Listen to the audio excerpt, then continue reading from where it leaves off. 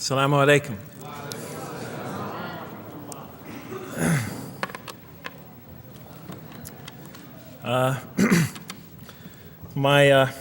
I've come from the University of Kansas. We're playing in the Final Four this very instant.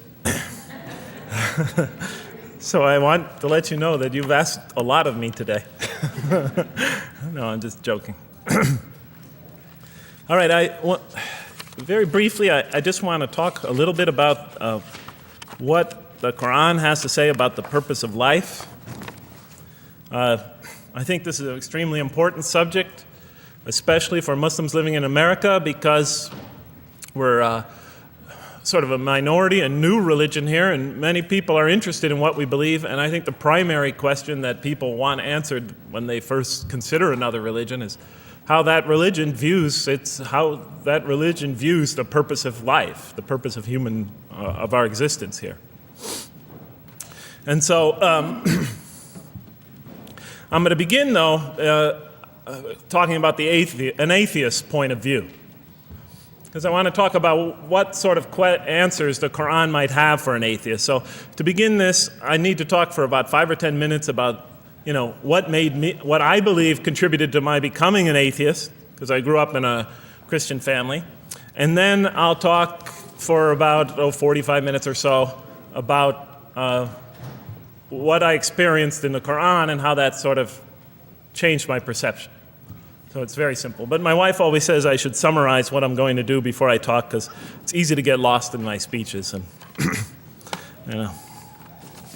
my wife doesn't have a lot of confidence in my speaking ability.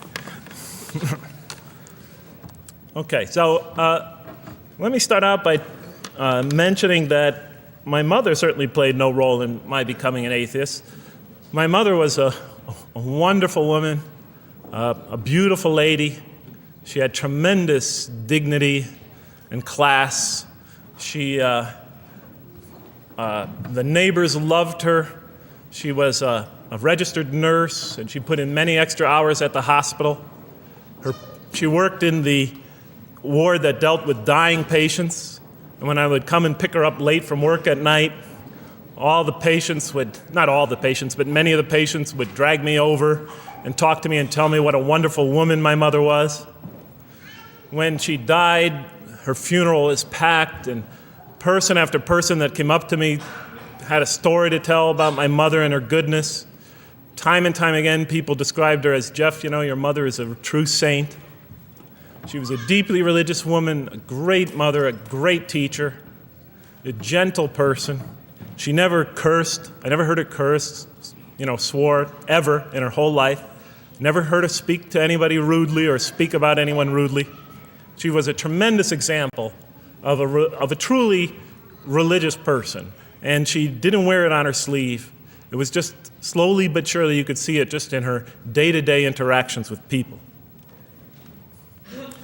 My father, on the other hand, was a difficult man. My father, for some strange reason, had this tremendous rage inside him. I don't know where he got it. He had this terrible violence inside him. And every night, he would try to quell that violence with hard drinking. And his drinking, though, only made him all the more volatile. Because my father could be laughing and joking one minute, and he could fly into an angry rampage the next for some unexpected reason. You never know what would trigger it. And once he flew into that angry rampage, it would take, he would just go wild in the house. The house would be in havoc. And he would rage on and on and on, and it would take an awful lot of liquor and several hours before he would finally go to sleep. And this would happen night after night after night. And so my 4 brothers and I was the 4th in line. My 4 brothers and I lived a frightening and precarious childhood. But I'd have to say the worst of it was watching my father regularly taunt and threaten and abuse my mother. And it would happen day in, day in, day in, day out, night in, night out. And it was a never-ending nightmare. You see, it's really not so bad when you're the target of your father's violence. You might think it's bad when a child is the target of their father's violence, but it's really not all that bad. At the moment of attack, you're really not thinking about anything except your own survival. When he's firing punches at you or kicking you on the ground or chasing you throughout the house, or when he's threatening you, I'm going to hurt you, bad boy, you're not thinking about anything at that moment except escape. While all that's going on, you're not thinking about the aftermath or consequences, the psychological repercussions or anything like that. And when it's all over, you might even excuse the onslaught because you figure maybe you somehow deserved it. If not for what you did this time, maybe for something you did in the past. You could always put the blame on yourself. But a far worse fear is the terror that overcomes you when you watch your father go after your mother. Because she's the only source of warmth and kindness, of love and protection that you know. And if he were to take that away, from a little boy's standpoint, then you've lost everything. But far worse than the fear is the guilt, and it comes over you from several directions. First of all, there's the guilt that comes at you upon you from the growing antipathy you have towards your father.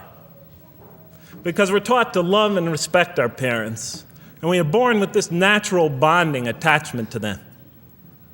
But when you watch something like this happen night after night after night, and this rage is growing inside you, you're being pulled in opposite directions. Then there's also, of course, the guilt that comes when you think that you might be the cause of this night's violence. Maybe something you said or did that you didn't even realize triggered it. Maybe just your father's dislike of you triggered an argument between your mom and him that is now raging on downstairs. But the worst guilt of all, and it is by far the very worst, is knowing that you did nothing to stop your father from hurting your mother.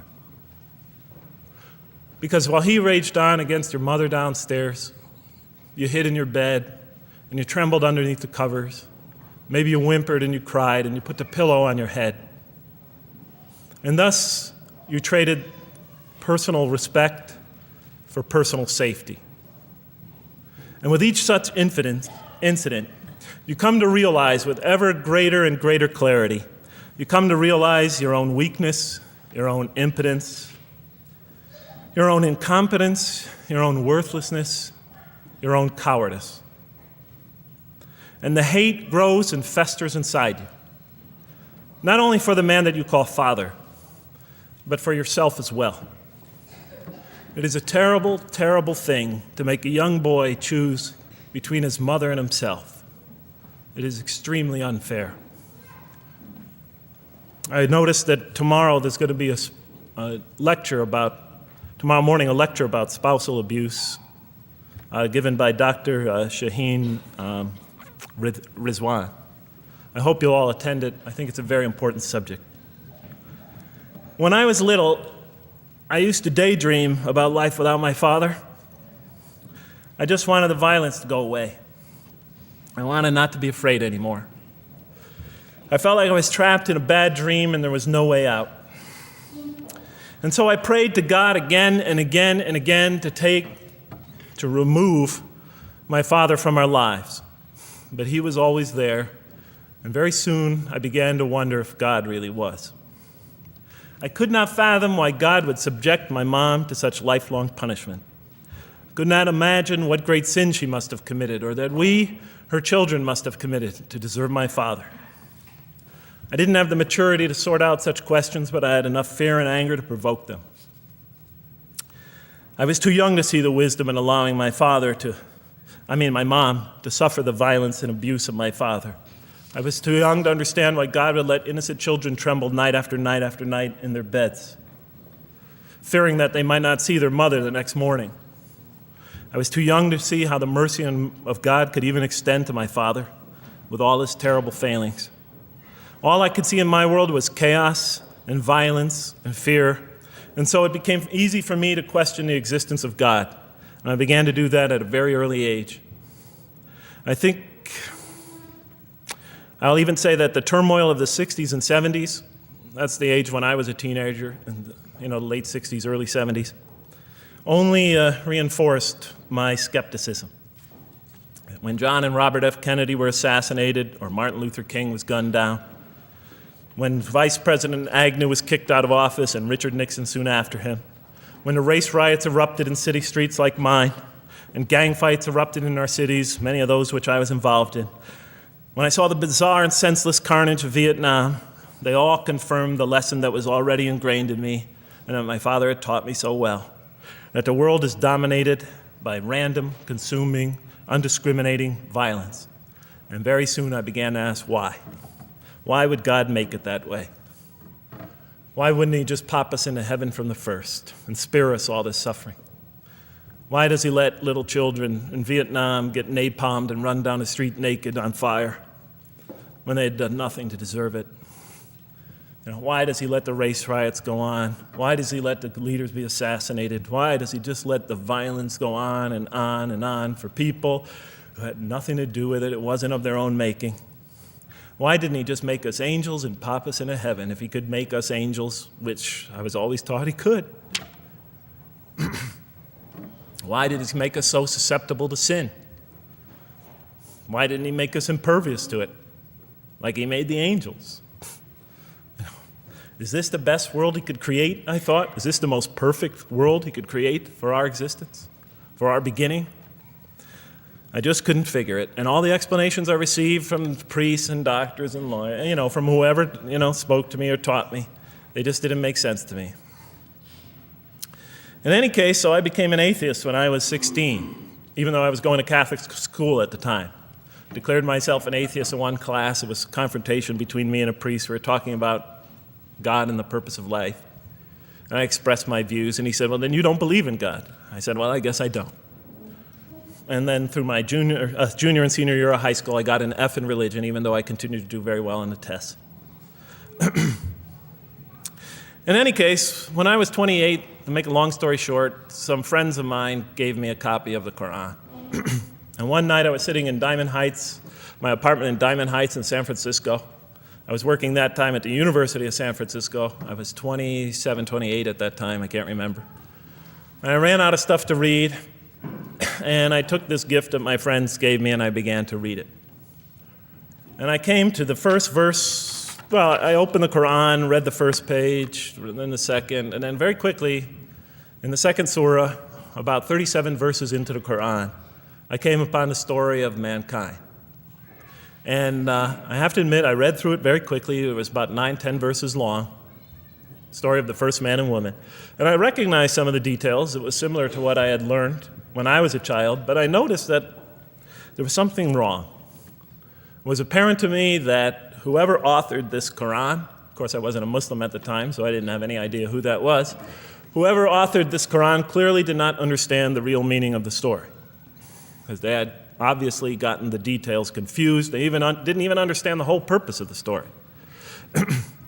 And so I just read through it once, and then I read through it again, just to try to see what kind of point the author was making, and then I read through it a third time and a fourth, and then I realized this is something strange going on here.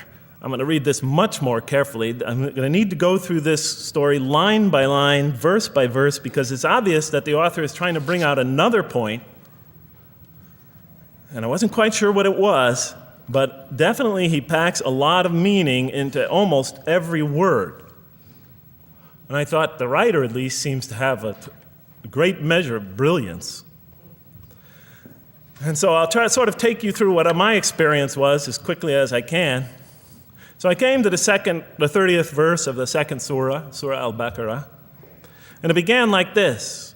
It said, "Behold, your Lord said to the angels, I am going to place a vicegerent on earth." The Arabic word is khalifa. It means a representative or an emissary of mine. "I am going to place a vicegerent on earth." And they said, the angels said, "Will you place therein one who will spread corruption and shed blood, while we celebrate your praises and glorify your holiness?" And God said, he said, "Truly I know what you do not know." See, that's the verse that hooked me. That's the verse that caught my attention. That's the one that kept on making me read the story again and again and again. Because listen to the way it begins. Behold, your Lord said to the angels, I am going to place a representative of mine on earth, a vicegerent of mine, an emissary, one who acts on my behalf. I thought, that's not the way it goes. You're not supposed to be placing man on the earth in some positive role, some elective office. You place man on earth as a punishment for his sin. Clearly, I knew the author didn't quite get the point. But still, it was an amazing line. But then I come to the next line, and it says, and the angels say, will you place her in one who will spread corruption and shed blood, while we celebrate your praises and glorify you? I looked at it again. I couldn't believe the question. They said, will you place her in one who will spread corruption and shed blood, while we, the angels, celebrate your praises and glorify you? I looked at that and I said, exactly. That would be my question. Why would you create this being, supposedly for some positive role, when he's capable of doing tremendous wrongdoing? When he could spread corruption and shed much blood? Why would you create this violent and pernicious creature when you could create angels? As the angels clearly say, well, we, the angels, celebrate your praises and glorify you. They were asking one of the most fundamental questions in the entire history of religion.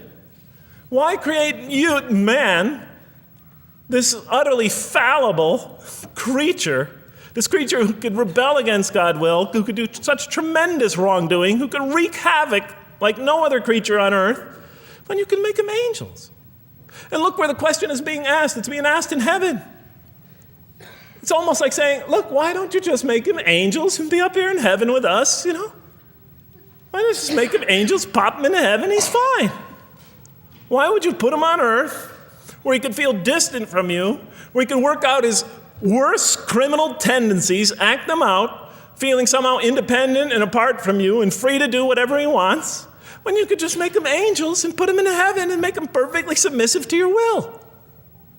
I looked at that question and said, that's my question.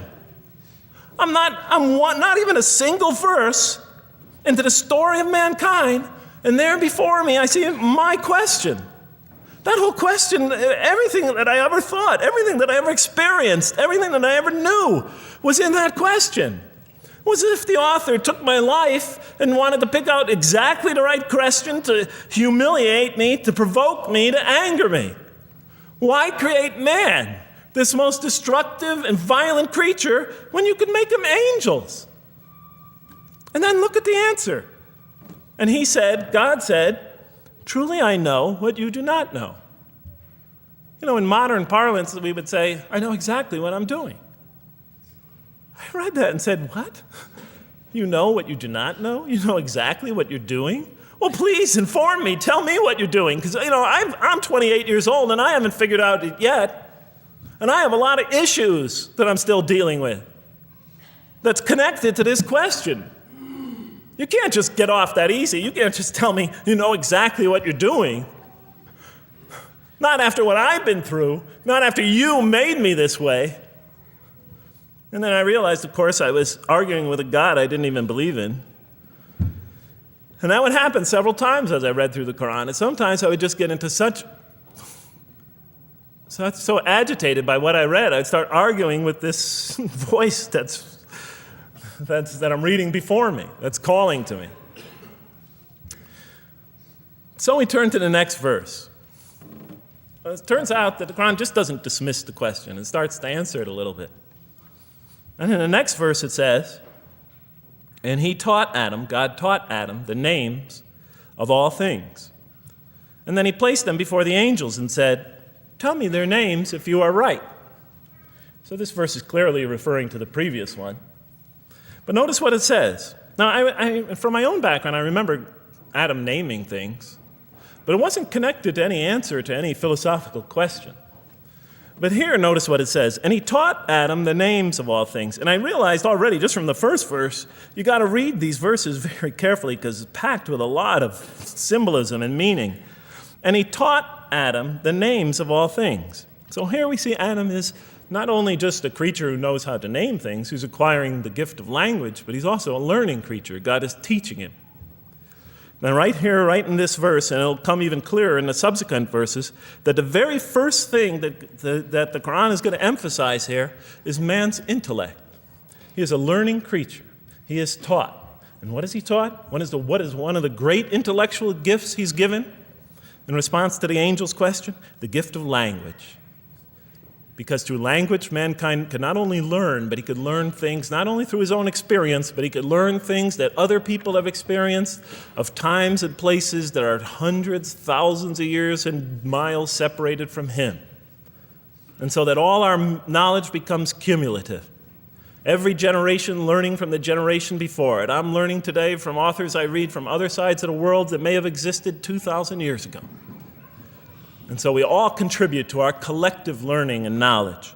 And so I'll see later in the Quran, when the Quran will emphasize this again and again and again. Like in one verse it says, read in the name of your Lord who created. Created a man out of a tiny creature that clings. Read, it commands the reader. For your Lord is most bountiful. Why is he most bountiful? What great gift did he give you? For he taught man the use of the pen. And through it taught him what he otherwise could not know. And time again, the Quran will call upon man to use his intellectual faculties and swear by his intellectual faculties and to use them correctly because they play a fundamental role in guiding him to truth. I never came upon a scripture that puts so much emphasis on the correct use of our intellectual faculties, on the harnessing of reason in helping us attain to faith. And he taught Adam the names of all things. And then he placed them before the angels and said, tell me their names if you are right. Okay, you have this objection, you have this natural question about this creation of mankind. Here, this mankind is this human being, this human creature is a learning creature. He has many intellectual gifts. Here, I'm going to place these things before you. Tell me their names if you are right about man. And what did the angels say? In the next verse they say, glory to you. We have no knowledge except what you have taught us. In truth, it is you who are knowing, the wise. They say this task, this intellectual test that's put before them is beyond their grasp. Notice what they emphasize. We have no knowledge. This would take knowledge. This would take an intellect that they don't possess. In truth, it is you who are knowing, the wise. You got it. It's easy for you. You're the knowing, the wise. You have knowledge. You have wisdom. But this would take knowledge and wisdom that is beyond us. And so in the next verse we read, and he said, "O Adam, tell them their names." And when he had told them their names, notice how it's just like it's nothing for him. For mankind, he has this phenomenal ability. And when he had told them their names, as if it's just a triviality for man, he names them. "O Adam, tell them their names." And when he had told them their names, God said, "Did I not tell you that I know what is unseen in the heavens and the earth? And I know what you reveal and conceal?" And he's clearly going back to the angel's question. Yes, you have these natural concerns about the creation of mankind. Yes, he could do these evil things. But look at this tremendous intellect he has. This is something you have overlooked that you haven't considered. And that's clearly the point of these verses. Even though I felt that the author didn't quite, it was as if I realized that he didn't misunderstand the story. He was taking one of the great stories in the history of humankind, one of the fundamental greatest stories in the history of mankind, and molding it and using it as a vehicle for an entirely original message. And God said, "Did I not tell you that I know what is unseen in the heavens and the earth? And I know what you reveal and what you conceal?" In other words, didn't I tell you I know exactly what I'm doing? And then in the next, and didn't I not tell you that I know what you reveal and conceal? I looked at that. What did they reveal and what did they conceal? What did their question reveal and conceal? I thought about it for a minute. Oh, it's obvious. What did their question reveal? You just go back and look at the question. It revealed the sinful and sinister propensities of man. I mean, it's obvious, right? Why are you all looking at me like that? You're starting to scare me. You're all looking very serious. Am I losing you? Wow. Okay. So, they revealed the sinister and evil propensities of man.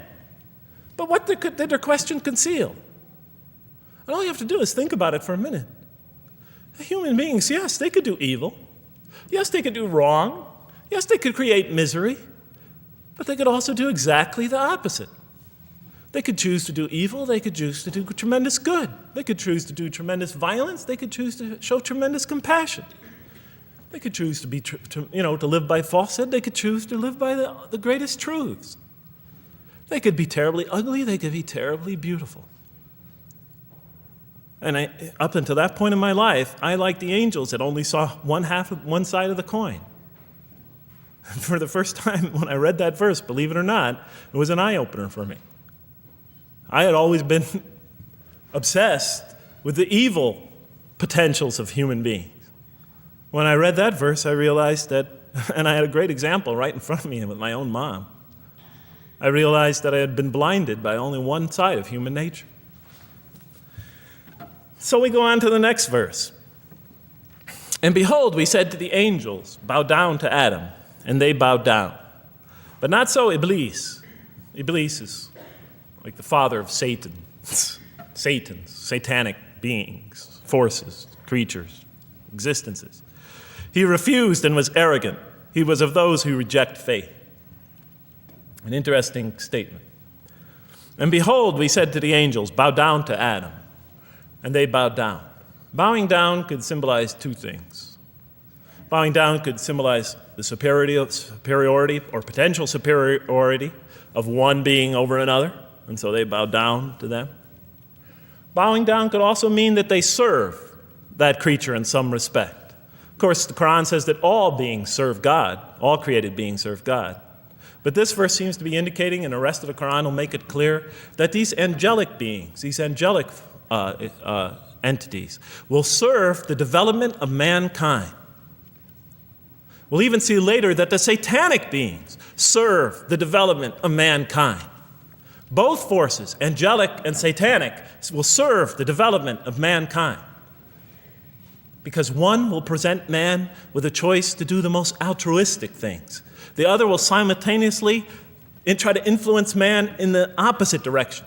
And so human beings will be moral creatures, and will have to make moral decisions. And it's in those moral decisions that they will grow spiritually and morally as human beings. And they'll take that into the next life. And the angelic and the satanic forces will be catalysts for those moral choices that they make. They will heighten the human being's awareness of the rightfulness and the wrongfulness of the choice he's about to make. And the self, the soul, the nafs, as they say in Arabic, will have to make the ultimate choice between good and evil. And that choice, that test will come again and again and again as human beings either grow or decline. And those tests will come again and again and again to try to help him towards his spiritual evolution, to bring him back. But that choice is ultimately ours. But I'm getting ahead of myself.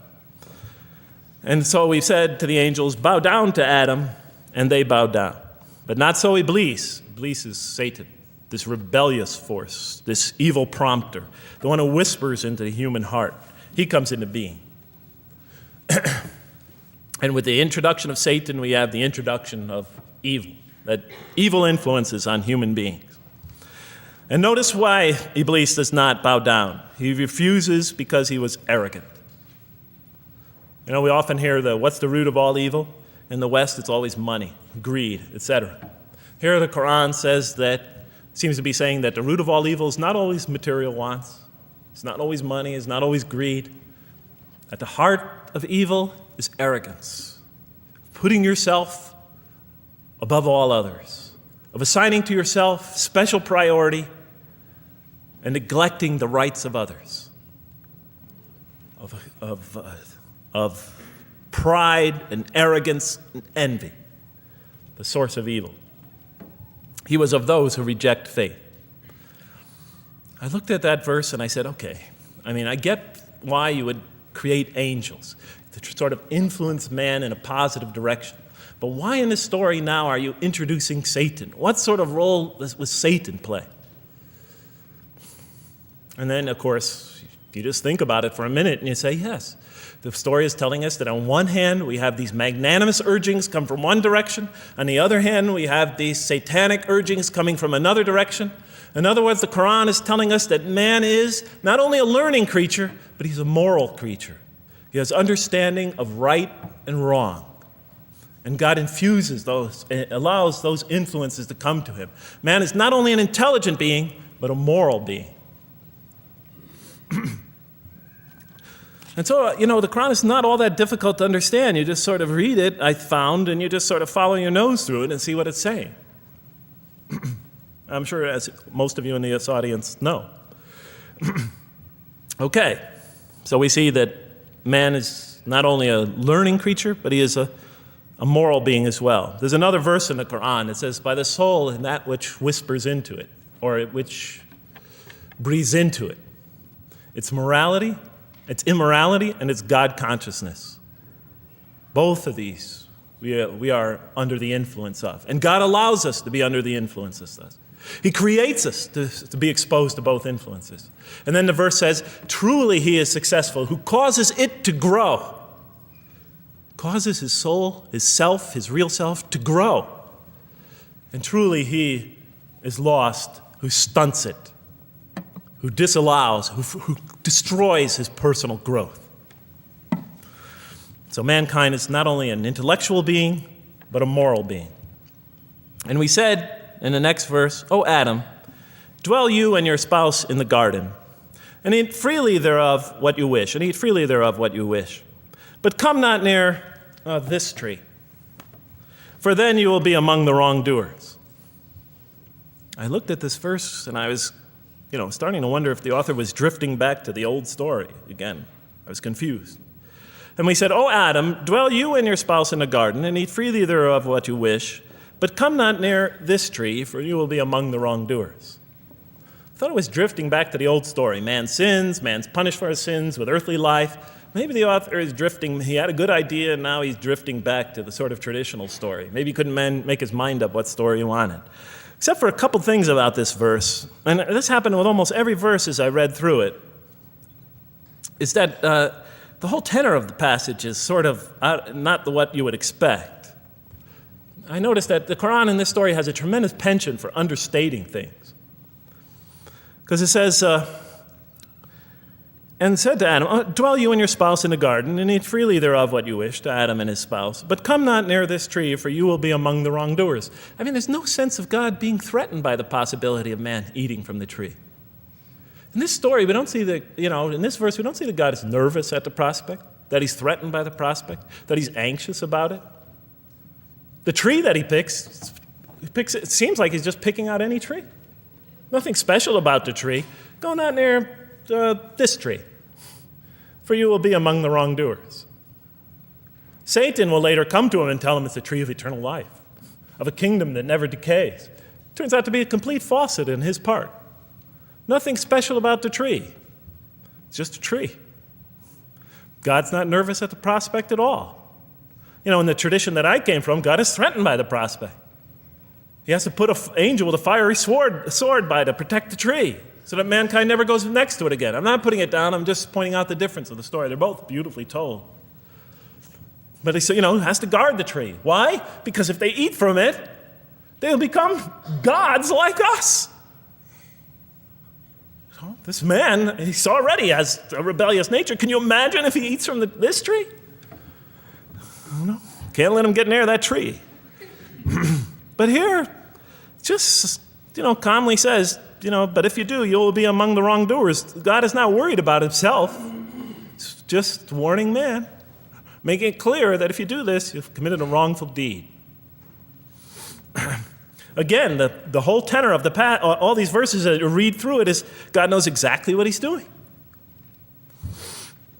Okay, next verse. But Satan caused them to slip and expelled them from the state in which they were. And we said, go you all down, some of you being the enemies of others, and on earth will be your dwelling place and provision for a time. What? I said. I mean, I was expecting now the rage, the anger, the violence, the jealousy. That's what I was expecting. Okay, they eat from the tree. Where's the rage, the violence? I'm going to punish you now. You're going to sweat on earth. And you're going to suffer, and you're going to stub your toe, and you're going to work, and you're going to labor. And you're going to die there for what you did. And where's the woman? Right? And the woman, right? She's the one who's going to suffer the most, right? She'll have to suffer labor pains and monthly cycles, right? And bleeding and crying out when her children come into the world. She'll scream out. And worst of all, the greatest humiliation, the man will rule over her. When he's obviously her intellectual inferior because she and the angels she and Satan seduced him, and he just bumbled along and committed a real, wrong deed. Well, I don't mean to make light of it. But the story is obviously different, though. No threat here. As a matter of fact, look at the way it says, O Adam, dwell you and your spouse in the garden, and eat freely thereof what you wish. But come not near this tree, for you will be among the wrongdoers. Then they make the mistake. But Satan caused them to slip and expelled them from the state in which they were. And we said, go all you down, some of you being enemies of others, will be adversaries of others. Some of you will be adversaries of each other, and on earth will be your dwelling place and provision for a time. This is not a deity losing it. If you look at it, on earth will be your dwelling place and provision for a time. That's not the words of a God that has lost, that is really extremely upset. On earth will be your dwelling place and provision for a time. When I walked into the hotel today, and they said, and it's this nice one up here, I don't know the name, I can't remember the name of it, but it has a continental breakfast. And they said, your room will be room 111, and there's a continental breakfast in the morning. I didn't say, I didn't think they were mad at me. Because they said, you're going to sleep here, and this is going to be your provision in the morning. Oh, thank you. But notice something else about this verse. When you read these verses for the first time, I don't know, maybe I'm nuts, and many people think I am. But when you read these verses for the first time, this is just so much that catches your attention. But Satan caused them to slip. I remember, I couldn't get that verse those words out of my head. Satan caused them to slip. To slip? The greatest sin in the history of the human race, and it's called a slip? In my culture, slip means, you just momentarily, for a fraction of a second, you lose your focus. It's not a big deal.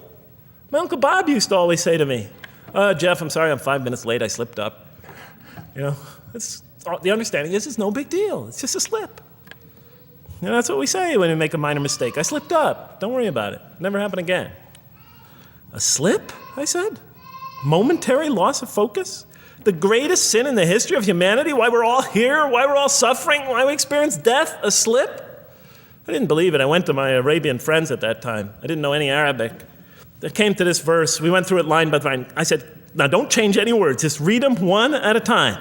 But Satan made them, and I said, okay, this one right here. What does it mean? Tell me what that means. They looked at it, it says, slip. Slip. And expelled them from the state in which they were. A slip, I thought? But then maybe I was trying to force the traditional understanding, the traditional interpretation. Maybe it was just a slip. After all, they didn't commit murder.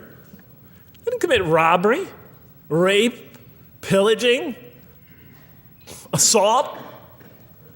They ate a couple of pieces of fruit. It's not the greatest sin in the history of humanity by any means.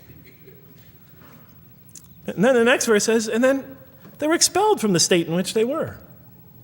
Well, what state were they? Let's see now. Let's go back from where we started. First, mankind is being taught. We see he's an intellectual being. Then we show he's a moral being. Moral being means he's a being that's going to have to make choices. And then God gives him this choice. It's not a huge deal. It's not the gravest sin in the history of humanity by any means. It's minor by any standards. They make it, though. We see that God originally intended to put man on earth as his vicegerent. We see a period of preparation where he's being prepared intellectually, where he's growing intellectually, where he's growing as a moral creature. When does God finally put him on earth? What signals that he's ready to begin? He makes his first independent choice. It's not the worst deed in the history of humanity. It's minor on anybody's scale, but it shows that mankind is ready to act on his own, to be his own, to make his own choices, that God has empowered him to make choices, and he's ready to make them and carry them out and see them most often to their expected ends, if God wills. And that seems to be the only real significance of it. But I thought, maybe I'm getting this wrong. Maybe God just blows off into an angry rampage the next verse. So I look at the next one and it says, and then Adam received words from his Lord. And God turned to him mercifully, for he's oft returning, ever merciful. Well, if I had any doubts up till now that God is not enraged by what this has happened, that God hasn't prepared mankind for this choice, for what was eventually going to happen, that all this was preparation for mankind to begin his earthly sojourn in this famous allegory. If I had any doubts before now, I had them, certainly didn't have them after reading this verse. This verse is entirely consoling, reaching and merciful, reaching out to mankind in mercy. Mankind goes to earth. He's obviously afraid. He obviously feels remorse. He's in an unfamiliar environment. And what does God do? He turns to him. He turns to him. In Arabic, the word has the meaning of like a father turning towards an infant or a child or somebody, or a parent, a mother turning towards her child. And he turns to him mercifully, and for God is oft returning, ever merciful. And Adam receives words from his Lord. What kind of words? Probably words of consolation, words of hope, words tell him not to be scared. And in the next verse, we see those are exactly the type of words that Adam receives. He says, go down, Adam and his spouse. Go down from this state, all of you together. Repeating that again, just so that we know that this is not a punishment here. Go down from this state, all of you together, and truly there will come to you guidance from me. And whoever follows my guidance has nothing to fear, nor shall they grieve. It is an emotional picture. This young couple is here, in fear and in shame, feeling remorse, and God reaches out to them and turns towards them and tells them, you have nothing to fear, nor shall you grieve. I know this is tough for you, but you've been prepared for it up till now, through your entire existence. It had to happen. This is a necessary stage in your development, in your growth, but just hang in there, follow my guidance, be true to me and I'll be true to you. I'll guide you, I'll help you, I'll do whatever you need. Just follow my guidance and you have nothing to fear, nor shall you grieve. Okay. So I was impressed. I thought this author, whom I didn't know, I thought was extremely brilliant. Because the story is entirely coherent, but it's bringing out entirely new meaning. And it's stressing some things in the human equation that I would never have normally thought of. Actually, I thought these sort of things argued against the existence of God. Here, the author was using them to say, look at these. These play a fundamental role in the purpose of life. What? Intellect. Human beings have intellect. Right? In response to the angel's question, they are moral creatures, and they are subjected to evil and angelic promptings. And they have to choose between them again and again and again throughout their existence. And their growth, which the Quran talks about frequently, is going to depend on that. We're here to grow, as we will see. But it emphasizes choice. Human beings are creatures of choice. It also emphasizes suffering. Suffering. Hey, that's pretty nice writing. It also emphasizes suffering. Human beings are going to suffer here on earth. That's the first thing that the story mentions. Spread corruption and shed blood? Havoc, suffering, pain? Yes, these three things play a central role somehow, the story is saying, in our development on earth, in our very purpose of our development. These are the three things we've always had the most trouble grappling with, all theologies have. Why give us intellect? If it leads us often to challenge in our minds the existence of God, if we can't reconcile the existence of God with our minds, with our reason, why give us choice if we could choose to do wrong? Just make us angels. Why let us suffer so on earth? Just pop us into heaven. And here the Quran is telling that these play essential roles in our attaining of faith. Not only these, of course, it also mentions guidance, God's forgiveness, revelation, etc., angelic forces, satanic temptation. It mentions all these other things as well, but these three essentially really caught my attention. I never expected that these three things would be emphasized. And so as I read through the Quran, I looked, anytime I saw anything that seemed to relate to this, I would write down notes and underline it. And I would walk up and down in San Francisco with my pen as I'm walking, because I like to walk about 7 miles every day, and I'd be underlining. My friends would always say, Jeff, what book are you reading? And I would lie to them. I'd tell them, oh, it's a great novel or something. I didn't want them to know that I was reading the Quran. I think they thought I was going nuts. But in any case, so very quickly, I was wondering, does the Quran really emphasize reason? Does it really emphasize choice? Does it really emphasize suffering? How much more time do I have, Madam Speaker? 35? 25, okay. I'll do the best I can. So let me just try to indicate to you, as I read through the Quran, and I'll try to get through this quickly because you guys look tired. And I know you're interested to find out how that basketball game is turning out. Let's see, does the Quran really emphasize reason as essential to human growth, to this experience we're having on earth, to our very purpose? And the answer is definitely yes. So much so that even Western Orientalists, people who wrote against the Quran, said that this is a major feature of the Quran, a feature that you cannot miss. Henri Lemens, writing in the early part of this century, one of the famous Orientalists, who wrote very much against Muslims, hoping to unseat them from their religious belief. He wrote, the Quran, and this is his quote, is not far from considering unbelief as an infirmity of the human mind. Unbelief is, he thought, and he was saying it mockingly, is like, you can't think straight. You're not using your mind right, as my father used to say. Maxime Rodinson wrote at length about the rationalistic approach of the Quran to faith. And this rational tone of the Quran is one of its most salient features, beyond doubt. I'll just give you a few quotations. One of its fundamental themes is that people ignore or reject God's signs and corrupt religion precisely because they do not use their reason. And the Quran will say that again and again and again. The Quran says about the disbelievers, they refuse to reason and are a people who do not reason. I have 7 such quotes in the Quran. The Quran will say, will you not reason? It mentions that 14 times to the reader. God reveals signs and lessons and admonitions so that, and this is a quote from the Quran, perhaps you will finally use your reason. There are 8 such statements in the Quran. From the Quran's viewpoint, reason and faith are allies, just as illogic and false belief are allies. And it clearly sets the conflict along these lines. It says the right way has henceforth become clear from error. Those who benefit most from the Quran are persons of insight. 16 such statements in the Quran. Firmly rooted in knowledge, 8 such statements. Use their reason, 10 such statements. Stand on clear evidence and proof, 7 such statements. Those who oppose this revelation are deluded, 9 such statements. In manifest error, 28 such statements. Ignorant, 15. Foolish, 3. Have no understanding, 9. Only follow surmise and conjecture, 9. And blindly adhere to tradition, multiple times. It states that. In an almost Socratic style, the Quran repeatedly quizzes the reader and calls into question his or her assumptions. Again and again, it asks us, what do you think? 18 such statements. Have you considered this or that? 13. Did you suppose? 7. Sounds like a math teacher. Do they not ponder? 2 such statements. Do you think? Do you even think? 18 such statements. The message is clear.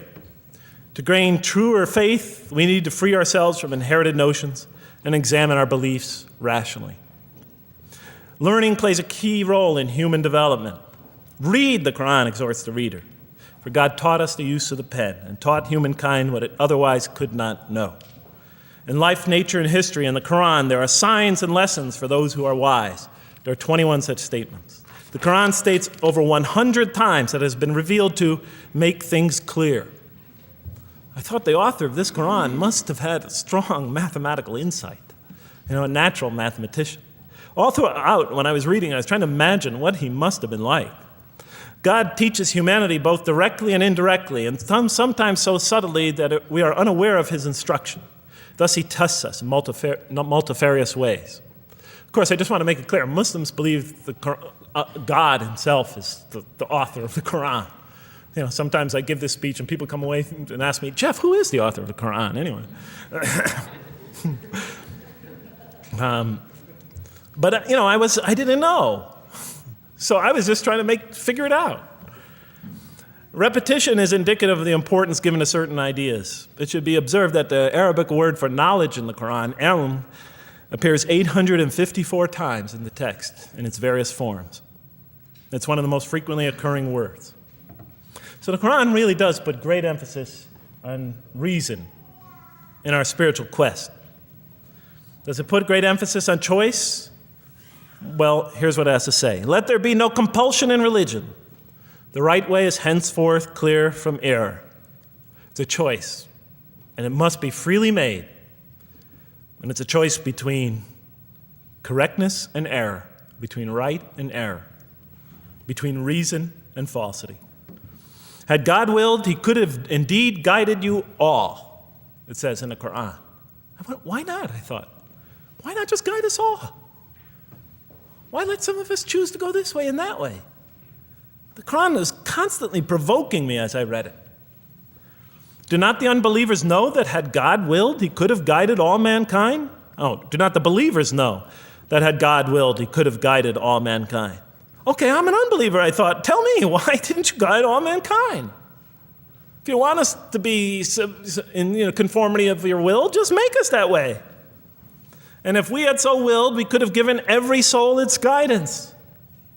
Why did you let us be creatures of choice? Just program us to do the right thing. Never make a wrong choice. Had God willed, he could have made us all one community. He could have made us clones of one another. But he didn't. It wasn't part of his plan. Enlightenment has come from your Lord. He who sees does so to his own good. He who is blind is so to his own hurt. It's your choice. It says it again and again in the Quran. Remember when I was reading this, I was a disbeliever.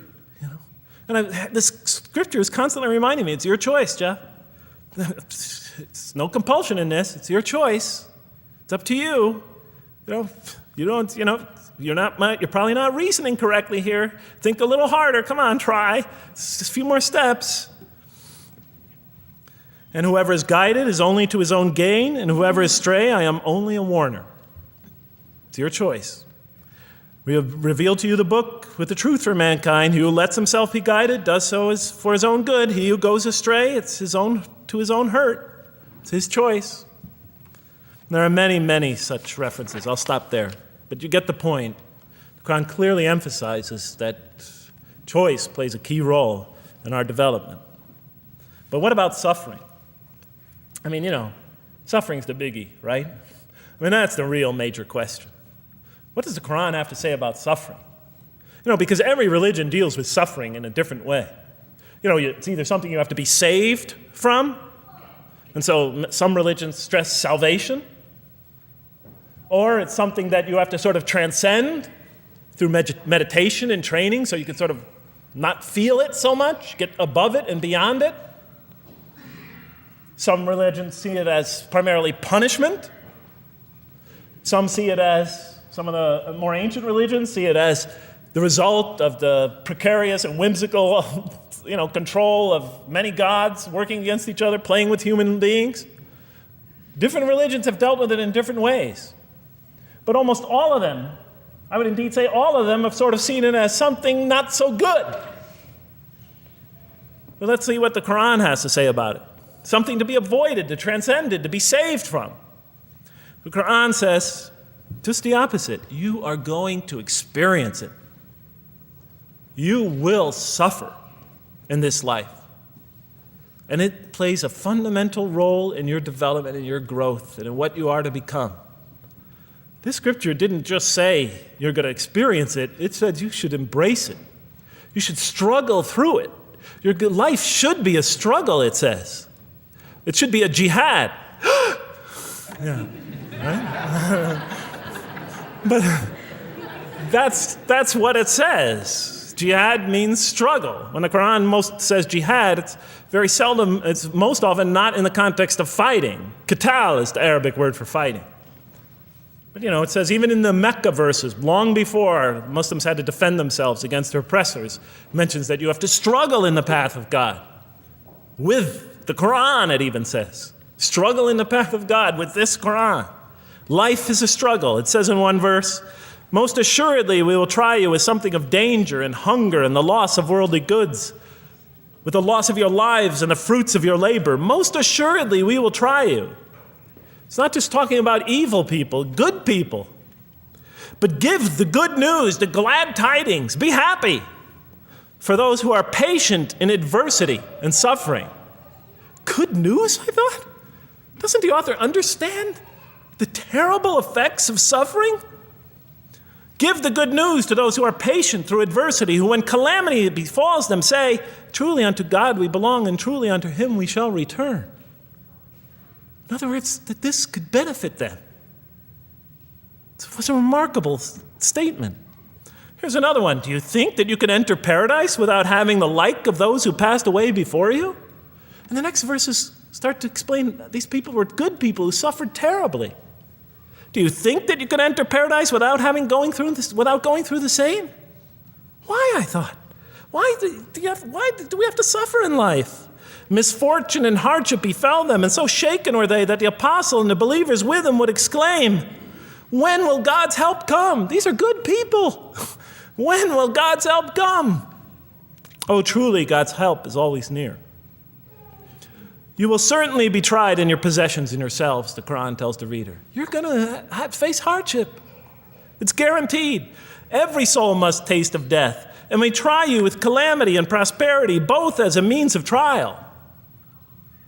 And to us you are returned. You are going to have hardship here. There is going to be no heaven on earth. This environment is made to be an environment of adversity. It is made to be an environment where you have to work, where you have to struggle, where you have to strive.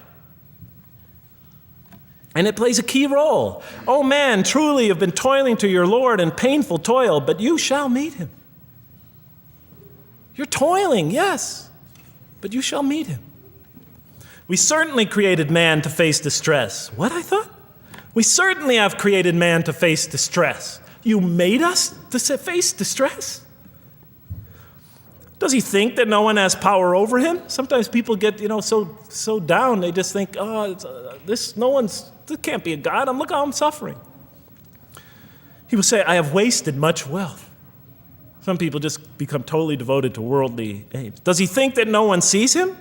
Have we not given him 2 eyes to see with, a tongue, and 2 lips to communicate with, to learn from by communicating? Can he see around him? Can he tell from communication with other people? Haven't we pointed out to him the 2 conspicuous ways? What are the 2 conspicuous ways? But he attempts not the uphill climb. One of them is the uphill climb. And it says this is the way you should be pursuing. And what will make you comprehend the uphill climb? It is to free a slave, or to feed in a day of hunger, an orphan nearly related, or the poor one lying in the dust. Then he or she is of those who believe, and exhorts one another to patience, and exhorts one another to mercy. You have not attained to faith until you struggle the uphill climb. It's telling us you should pursue the uphill climb. What is the uphill climb? Reaching out to your fellow man who suffers, to feed the poor one, to help the poor soul that's lying in the dust. And all over the world there are people in that state. And we watch the news as if it's just entertainment. And the Quran tells us this is something you should involve yourself in. That is the road that you should travel. It describes a successful life as an uphill climb. Well, I can see I'm running out of time, so I'm going to have to tie this up in about 15 minutes, I guess. But definitely the Quran emphasizes these three elements in the human drama. But as I read through it, I couldn't see how it all fit together. I mean, why didn't God just... Why? Why do we have to experience these? What purpose do they play? Just pop us in the head, beam us up, I thought. Well, one thing, like I mentioned before, the Quran will repeatedly emphasize that we're here to grow and to learn. And I'll give you 4 or 5 quick verses because I know you're tired. It says, Our Lord, and raise up in their midst a messenger from among them, who shall recite unto them your signs, and that shall teach them the book and the wisdom, and who shall cause them to grow. We have to learn wisdom in the book, and Revelation in particular, and who shall cause us to grow. And we have sent among you of yourselves a messenger to recite our signs to you and to cause you to grow. Truly God was gracious to the believers, this is in the 3rd surah, when he raised up from among them a messenger from themselves to recite his signs to them and to cause them to grow. It is he who has sent among you who has sent among the unlettered people a messenger from among them to recite his signs and to cause them to grow. These are all distinct references. Just 2 more. There are many more.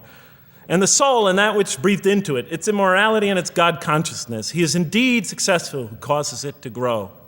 And he is indeed a failure who stunts it. And in the 92nd surah, Surah Al-Layl, it says, Far removed from it will be the righteous who give his wealth that he may grow. So the purpose somehow is to grow. We're in a growing, learning, developing experience.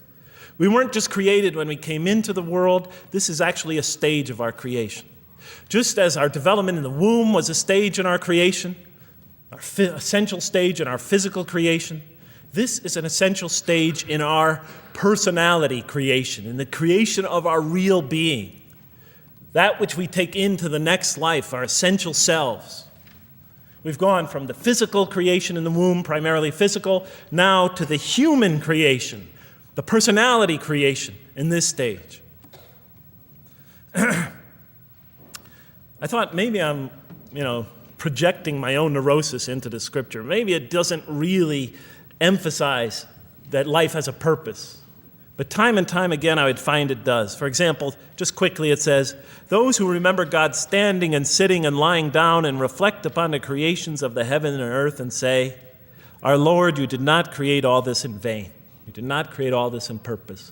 Just when I was starting to think, maybe the Quran really doesn't state a purpose of life. It really doesn't mean there's a real purpose of life. Maybe I'm reading into it something that is there. I would come upon verses like that would force me to just read a little further, make me think, well, maybe it's just around the corner.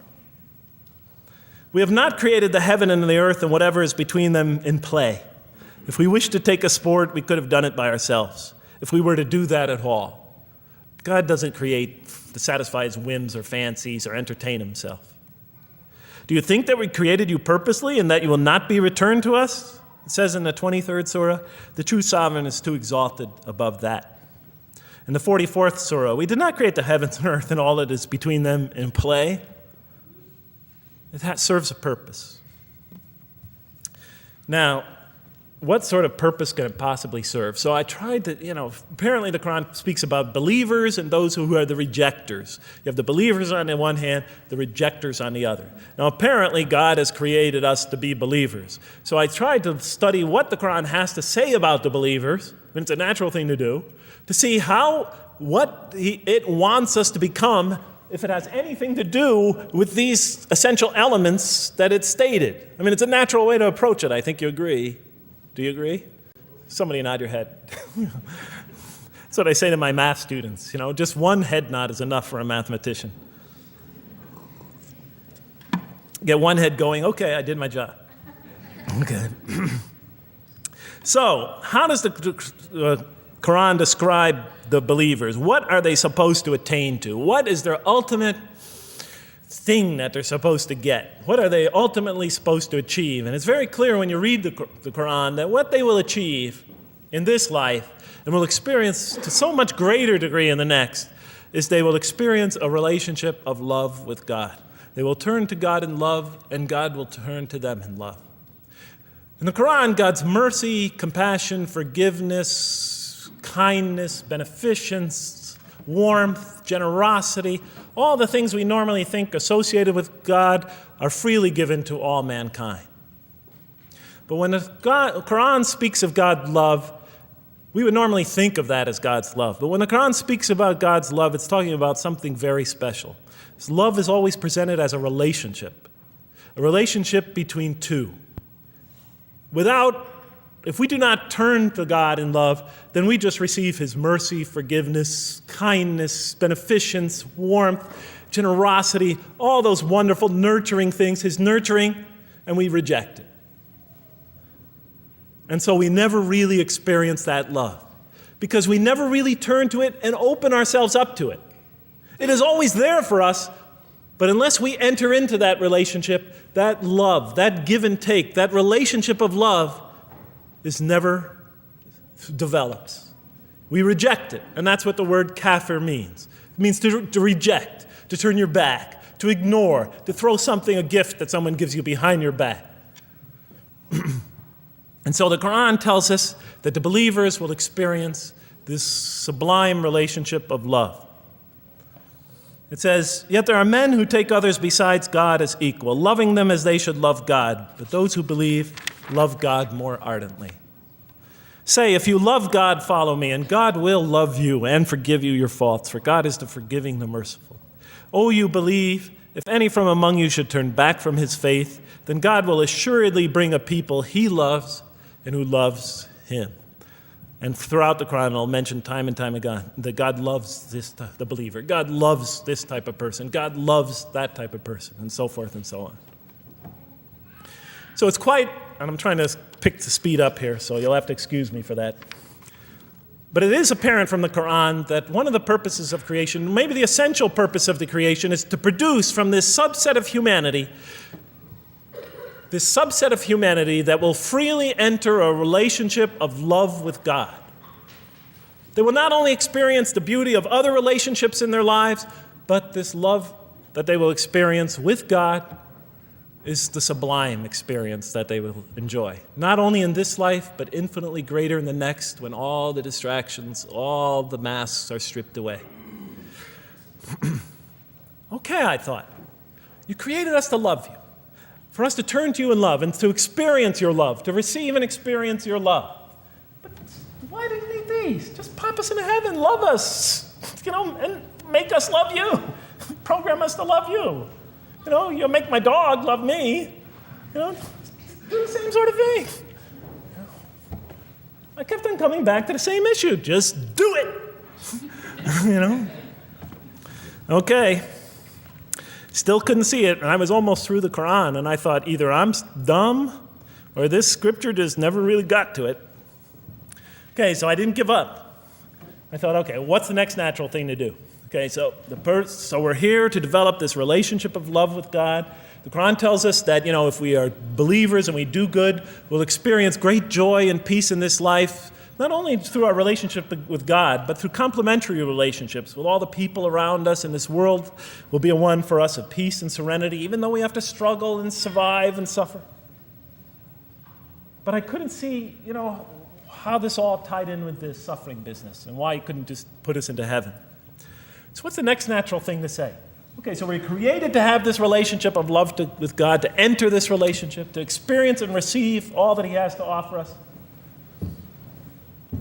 So the natural thing to do is to study the two partners in that relationship. What does the Quran have to say about us, the believer? What does it ask of him and her? What does it require of them? And then what does the Quran tell us about God? And then is there some essential nexus, some essential connection between them, and does it have anything to do with these? Because if the Quran doesn't show that, then the essential link that links all this together, that pieces it all together, is missing. And as I thought to myself, whoever this author is, and by now I knew he had fantastic genius, even though he came from the primitive confines of the most backward, most uncivilized sector of humanity, of people that had no literary history, really, to speak of, no great works of literature, no scriptures that preceded him, even though he came from the desert of culture, even though this came out of that environment, and the mind behind it had to be tremendously and phenomenally genius to come out of that surrounding and produce something like this. If that essential link was missing, I knew that, he was great, but, and extremely great. But, what do you expect? How could anybody answer those questions? Nobody in the history of humanity has been able to answer them. Okay, so I thought, first I'll see what the Quran has to say about the believers. What does it require of them? Then what it has to say about God, and see if there's some essential link. Are you following me? You're giving me the note. Get off the stage. Okay, I'll do my best. It's a deep subject. We're almost done. Bear with me a few more minutes. I'm sorry, really. I know Siraj Wahaj, when he gives these sort of speeches, he always says, okay, I'm finishing up now, and then 10 minutes later he says, you thought I was telling you to... I won't say that, but just give me a few more minutes. Bear with me. Okay, quickly. What does the Quran ask of the believers? From the Quran's many exhortations and its descriptions of acts and types of individuals loved by God, it's not difficult to compose a partial list of things that the Quran wants us to do, which it calls good deeds, time and time again. To believe in God, to have faith in God, to have a relationship with God, and to do good. So what does it describe as these good deeds? Well, as I read through the Quran, it says that, can I take this away? Remember, intellect, choice, suffering. It says we should show compassion. Show compassion. We should be merciful. I have the references here, but just excuse me, I'm not going to list them all. We're running out of time. We should be forgiving. Forgive others. We should be just. We should protect the weak and defend the oppressed. Defend the oppressed. We should seek knowledge and wisdom. Knowledge, wisdom. Bear with me, ladies and gentlemen. We should be generous, truthful, and we should be peaceful. And we should love our fellow man. Love others. I'll just give you one verse because I know we're running out of time, Madam Speaker. Truly those who believe and do good will the most merciful endow with love. And to this end we have made this scripture easy to understand in your own tongue, so that you might convey a glad tiding to the God-conscious and warn those given to contention. Okay, that's all I'll say about that. I would like to say a lot more, but I don't have time. Now, what does the Quran tell us about God? You have to realize I'm just about through with the Quran here, my first time reading it. And now I was really caught. I searched my head. What does the Quran tell us about God? It tells us nothing could be compared to him. That he's outside anything that we may compare to. That our definitions do not encompass him. That our reason cannot comprehend him. That he is transcendent and we are finite. That he is immortal. He transcends time and space and we are bound by it. That he is immortal, we are mortal. He is uncorporeal, we are corporeal. That we have no way of comparing ourselves to him. Nothing could be compared to him. I thought, oh my God, I'm so close and yet so far. Because I'll never understand the essential link between us and God and why these three things fit into place. Because the Quran tells us that we could never really quite understand God. Or at least that's the way I thought. And so I put down the Quran when I had finished it. And much to my dismay, I was honestly disappointed because I thought the author made a brilliant try. But he never quite made it. And so I was sitting in front of, about 3-4 weeks later, I was sitting in Diamond Heights in my apartment watching a football game, I think it was. And sometimes things just slip into your minds when you least expect them. And I'm sitting there watching it, and all of a sudden into my mind came a thought. And I said, wait a minute.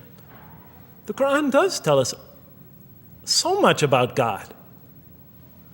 It tells us again and again and again, but somehow I just missed it. Just skimmed over it every single time. Because if you turn to almost any page, if you turn to the beginning of any surah, you could see time and time again essential information about God that I just thought was sort of a literary device, something to make it just sound more beautiful. Because if you turn to the beginning of any surah, you'll see the words Bismillahir Rahmanir Rahim, in the name of God, the most merciful, the most compassionate. If you read almost any passage, long passage, when you come to the end of it, it's punctuated by dual attributive statements like God is the merciful, the compassionate, God is the forgiving, the gentle, God is the kind, the protector, God is the generous, the truthful, God is, and so forth and so on. There are tens of thousands of such references in the statements in the Quran. What the Quran defines as God's most beautiful names, his attributes of perfection, repeated again and again and again on almost every page. And as I sat there, sitting by the television, I started to jot them down in my, on my little piece of notebook there. Same notebook I used to jot these down before. And I began to list from my own mind the attributes of perfection as I remembered them. And they were, God is the compassionate. God is the merciful. God is the forgiving. God is the just, the protector, the defender of the oppressed and the weak, the knowing, the wise, the generous, the kind, the truthful, the loving, the peaceful, the source of all peace, the truth, and so forth and so on. Every item I had listed in my list for the qualities that we human beings are supposed to develop, the Quran was telling me had its infinite source and perfection in Allah, in God. And then all of a sudden, all the pieces fell together. Then I suddenly saw it, as I see most of you probably see as well. That now, suddenly it all began to make sense to me. In what way do I say that? Well, it was now obvious why we had to develop these qualities. It was now obvious how these things on the floor here fell into place. And I'll just say it clearly. We're here to develop a relationship with God, to become closer to God. But how can you become closer to God when he's transcendent and you're finite, when he's immortal and you're immortal, vice versa? When he's immortal and you're mortal, when he's unbound, fettered by time and space, and you are, and so forth and so on. How can you become close to that one? If I want to become close to you, I need to have something to share with you, something that we have in common. So, for example, if I want to come close to this young man here physically, I'll approach him because we both have bodies, and I can position my body closer to him. Physical presence, bodily presence is something we both share. If I want to become closer to that gentleman back there, if I want to become closer to him intellectually, I'll reason with him so we will have a convergence of minds because we both possess reason. If I want to become closer to one of my sisters on this side emotionally, I'll try to appeal to their sentiments because we both share feelings and similar types of experiences that generate those feelings. But how does one become closer to God? What do we share with him? We share with him exactly what he gave us. Because the Quran tells us that when we came into this life, he breathes into our spirit something of his spirit. And that we come into this world with the seed of these very qualities within us. And we could either kill them, stunt them, as the Quran says, or cause them to grow. And when we grow in these, we grow in our ability not just to experience tremendous beauty in life through all this, but we grow in our ability to receive and experience the infinite beauty, the infinite peace, the infinite truth, the infinite compassion, the infinite mercy, the infinite, etc., all the way down the list that only comes from the infinite perfect source of all these. The more we grow in mercy, the more we grow in our ability to receive and experience in this life and in the next, to an infinitely greater degree, the mercy of God. The more we grow in compassion, the more we grow in our ability to receive and experience God's compassion in this life through prayer and through ritual and through contemplation and through other experience of others. And of course, infinitely more in the next life, the compassion of God. The more we grow in our truthfulness, the more we grow in our ability to experience God, the truth, because all truth comes from God. The more we grow in these things, the more we grow in our ability to receive and experience God's attributes of perfection. The more we grow in our ability to receive and experience His being. And that sort of nearness we are growing to Him is tied to our essential nature and to His. It's more than just physical nearness. It's more than just a convergence of ideas. It's more than just a convergence of feelings. It's a convergence of essential beings. It's the closest type of nearness two can feel, two can experience. I'll just give you a quick analogy, because this helped my children. Let's pretend I have a goldfish, a dog, and 3 children. 3 daughters, let's say. And I do have 3 daughters. No matter how much of my love, compassion, forgiveness, caring I pour upon that goldfish, it could only experience it to a tiny degree. It might not even really be aware of it, because it's a very primitive creature. But my dog, on the other hand, when I show it all my kindness, all my love, all my compassion, all of what is essentially me, it can experience it to a much higher degree than my goldfish. And through its interaction with me, through its own trying to give its own self to me, we could experience a quite wonderful relationship. But my children, especially as they grow older and go through their own experience and their own development, could receive and experience all the love and the compassion and the forgiveness and the caring and the generosity and the protection, everything I have to offer. They could experience my being to a much higher degree than my dog ever can. And we could have a relationship of beauty that I could never have with my dog. As much as I love animals, having had 3 daughters, I know that the relationship that you have with 3 beautiful daughters could never even come close. No other relationship could approximate that. Of course, my relationship with my wife is also extremely beautiful, and she might hear this. And she's a wonderful woman, really. I mean, she's the source of so much beauty. But, okay, Madam Chairman, I am ready.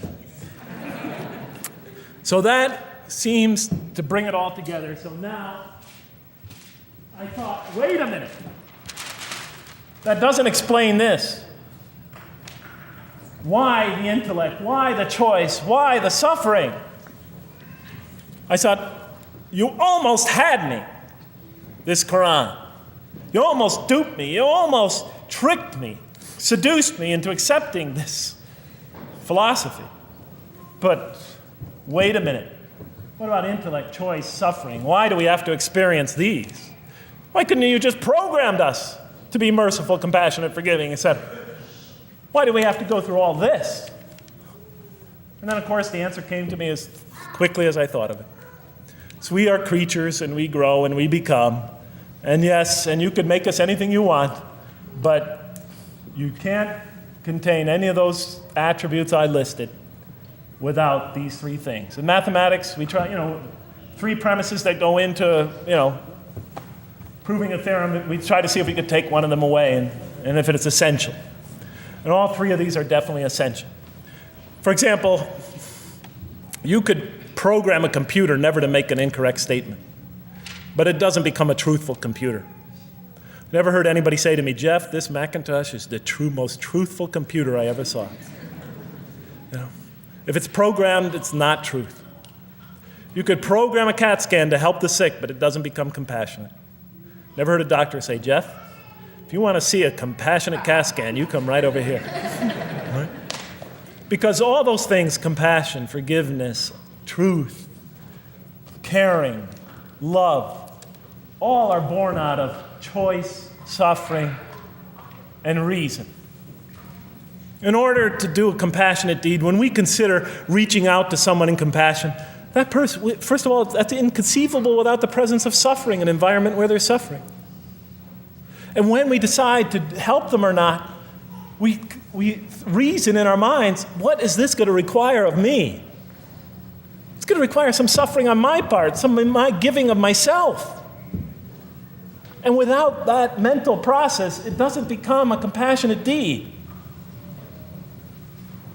And if it isn't by choice, it's not a compassionate deed. It's that choice that makes it compassionate. Same thing with truth. Truth is a choice between telling the truth or not telling the truth. Oftentimes we tell it when we're at risk to our own personal loss. The more suffering that might come out of that choice, the greater is the truth behind it, the greater an act of truthfulness. And all the time we have to weigh the consequences of that choice. If I tell the truth there, my teacher's going to give me an F. If I don't tell the truth, I might get an A. We weigh it in our mind. Last example, the famous wedding vow. Do you take this woman to be your wife in sickness and in health, for richer or for poorer, until death do you part? What are they asking us? Do you knowingly make this choice, understanding full well what's at stake here? That it might involve richness but poverty, health or sickness, that suffering's going to be involved until death. Once a young lady told me, you never really loved me. Because when the growing got tough, when things got hard, when we hit rock bottom, when my life fell apart, you just got up and left. And she was right. And she understood full well that that's what love is all about. It is through giving and suffering together and hanging in there with each other and not bailing out and persevering through suffering, making that choice and knowing what you're doing. All those three things are essential. So it's very easy to see why the Quran stresses these. For in order for us to grow in these, I dropped it, we have to have these. And that's why it's very easy to see, ladies and gentlemen, why the Quran, 30 seconds, Madam Chairman, why the Quran talks about sin as self-destruction. The Quran says when we sin, we commit, the Arabic word is dhulm, or zum, however dialect you have. Dhulm against ourselves. We oppress, we destroy ourselves.